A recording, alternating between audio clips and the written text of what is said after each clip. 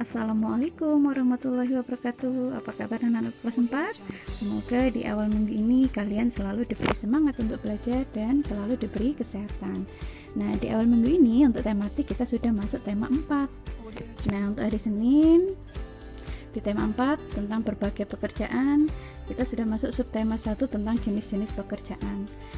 Nah, di subtema 1, di PP1 kita akan belajar tentang IPA, tentang pentingnya keseimbangan alam dan kelestarian sumber daya alam, yang mana menjaga keseimbangan alam dan kelestarian sumber daya alam agar tidak merugikan manusia dan makhluk lainnya, yaitu dapat kita lakukan dengan beberapa usaha sebagai berikut.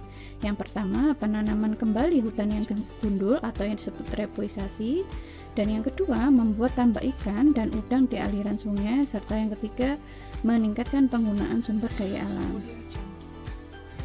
Nah, di situ ada gambar tentang gelombang laut yang terus-menerus menerjang tebing tanah, yang mana tebing tanah itu nanti akan terkikis. Nah, peristiwa tersebut itu disebut abrasi. Nah, abrasi itu adalah pengikisan tanah atau tebing tanah oleh yang namanya gelombang air laut atau ombak, kita sebut ombak ya anak. Nah, bagaimana caranya supaya tanah atau tebing tanah itu tidak terkikis terus oleh air laut? Nah, caranya kita dapat menjaga kelestarian pohon bakau yang ada di sekitar pantai, yang mana pohon bakau itu merupakan salah satu menjaga kelestarian serta menjaga keseimbangan alam yang ada di daerah pesisir pantai. Kenapa? Karena pohon bakau berfungsi sebagai habitat makhluk hidup dan menahan gelombang air laut, sehingga pengikisan tanah itu dapat berkurang. Nah, untuk IPS di PP1 kita akan belajar tentang jenis pekerjaan sesuai tempat tinggal masyarakat. Jenis pekerjaan yang ada di dataran tinggi itu bisa berkebun teh, dan jenis pekerjaan yang ada di dataran rendah contohnya bertani padi, dan jenis pekerjaan yang ada di daerah pantai adalah mencari ikan atau yang disebut nelayan.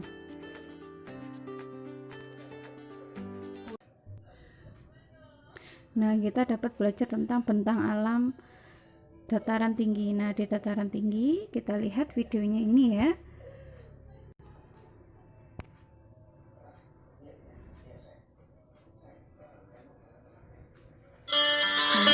Contoh dataran tinggi dan pemanfaatannya. Namanya dataran tinggi banyak sekali manfaatnya. Contohnya dataran tinggi yang ada di Jawa Barat, yang mana banyak dimanfaatkan untuk berkebun teh. Nah, itu adalah gambar petani teh. Selain teh, di dataran tinggi ada yang bertani tentang umbi-umbian, contohnya seperti kentang dan umbi galar dan umbi-umbi lainnya. Nah, di situ ada juga dimanfaatkan untuk pertanian sayur-sayuran, misalnya wortel. Banyak kita jumpai di dataran tinggi. Kemudian ada tanaman lain yang dibudidayakan, yaitu tembakau dan kopi. Selain teh, ada tembakau dan kopi. Nah, selain itu di dataran tinggi biasanya dimanfaatkan untuk tempat peristirahatan. Selain untuk pertanian, perkebunan juga untuk peristirahatan, contohnya seperti villa.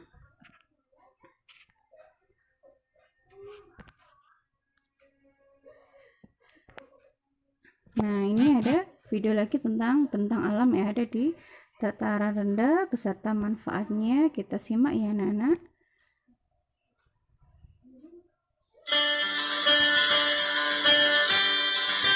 Nah, bentang alam yang ada di dataran rendah bisa dimanfaatkan untuk apa saja. Kita lihat dataran rendah dimanfaatkan sebagai lahan pertanian dan perkebunan, yang mana kita baca ya sama-sama.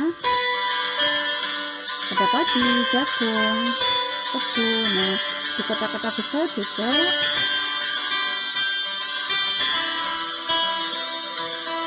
jadi di dataran rendah itu ada pasar, sarana transportasi, ada area bermain, ada pegawai kantor. dan masih banyak lagi.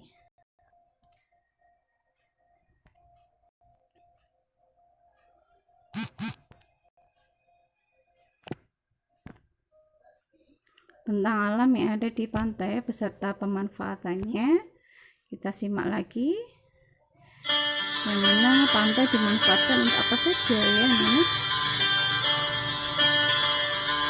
Pantai merupakan perbatasan antara daratan dan lautan, biasanya dimanfaatkan untuk pariwisata. Ini yang paling banyak karena tempatnya begitu indah.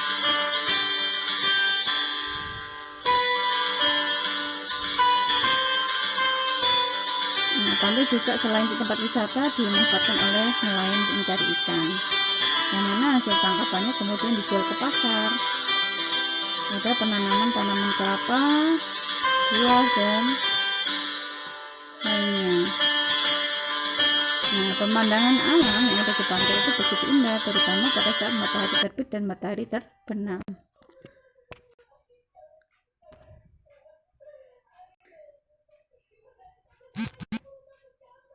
Nah, jadi itu sedikit video tentang alam yang ada di dataran tinggi, dataran rendah, serta pantai. Nah, untuk selanjutnya kita akan belajar tentang bahasa Indonesia, tentang mengulas isi buku sastra. Yang mana mengulas itu adalah menjelaskan satu persatu hal yang dibahas di dalam buku dan menilai serta memberi pendapat terhadap buku. Apa saja yang diulas di dalam buku, yaitu yang pertama ada data buku, inti cerita, manfaat membaca buku tersebut, serta kelebihan dan kekurangan buku tersebut. Nah, di PP2 kita akan belajar tentang menggambar bangunan yang ada di sekitar kita. Langkah-langkahnya di sini ada, ikutilah langkah menggambar bangunan rumah. Yang pertama, kita buat garis horizontal atau garis tidur, tambahkan titik hilang di garis tersebut. Kemudian tambahkan kotak di pojok kiri bawah. Bagilah kotak tersebut menjadi dua bagian sama besar. Kemudian tambahkan bangun segitiga pada kotak yang ada di atasnya. Kemudian tandai titik tiga sudut tersebut dengan titik seperti pada gambar. Kemudian tariklah garis dari masing-masing titik menuju titik hilang atau titik yang ada pada garis horizontal. Kemudian tambahkan garis dinding dan atap. Tebalkan garis dan hapus garis sketsa, berilah hiasan. Jadi seperti itu ya. Nah, untuk selanjutnya kita akan belajar tentang PPKN, tentang makna sila pertama Pancasila. Bunyinya apa ya sila pertama? Yaitu ketuhanan yang Maha Esa. Yang mana maknanya yang pertama percaya kepada Tuhan yang Maha Esa, yang kedua melaksanakan kewajiban kepada Tuhan yang Maha Esa, saling menghormati antar umat beragama, tidak mengganggu teman beribadah, yang kelima kerjasama dan tolong menolong antar umat beragama. Yang mana sila pertama biasanya dilambangkan dengan gambar bintang. Nah, untuk tugas PP1 dan PP2, yang pertama kalian menyalin jawaban yang ada di bawah itu di buku tulis tema, kemudian mengerjakan ayo berlatih halaman 5-6 dan halaman 9 langsung di buku tulis tema, langsung jawabannya ya. Jadi tugasnya ada 3, menyalin dan mengerjakan ayo berlatih yang ada di 2 halaman yang berbeda. Nah, sekian penjelasan dari Bunda Maya. Bunda Maya mohon maaf apabila ada salah. Wassalamualaikum warahmatullahi wabarakatuh.